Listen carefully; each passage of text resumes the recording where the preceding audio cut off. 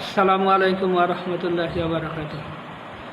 সহিহ হাদিসের শিক্ষা পর্ব 1, যারা আরশের নিচে থাকবে। সহিহ বুখারী শরীফ হাদিস নাম্বার 1340, ইসলামী ফাউন্ডেশন থেকে প্রকাশিত।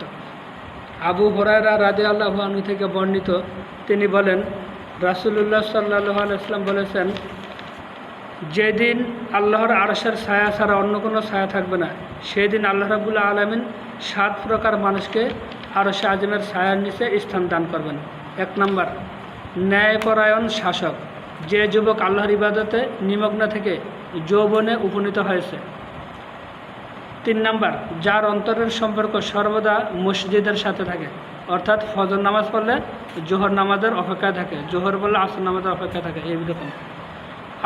4 নম্বর, আল্লাহর সন্তুষ্টির উদ্দেশ্যে যে 2 ব্যক্তি একে অপরের সাথে মহাব্বত রাখে, উভয়ে আল্লাহর সন্তুষ্টির জন্য একত্রিত হয় এবং আল্লাহর সন্তুষ্টির জন্য আবার পৃথক হয়।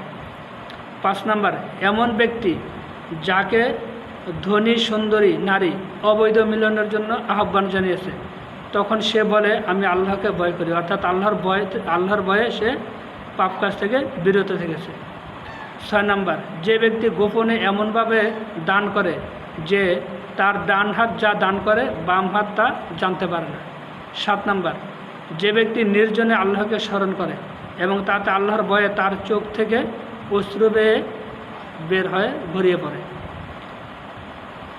আল্লাহ রাব্বুল আলামিন আমাদেরকে এই বিষয়গুলো আমল করার জন্য তৌফিক দান করুন, আমরা সকলে বলি আমিন। দয়া করে আমার চ্যানেলটি সাবস্ক্রাইব করে সাথেই থাকুন এবং লাইক, কমেন্টস এবং শেয়ার করার জন্য অনুরোধ করা হইল।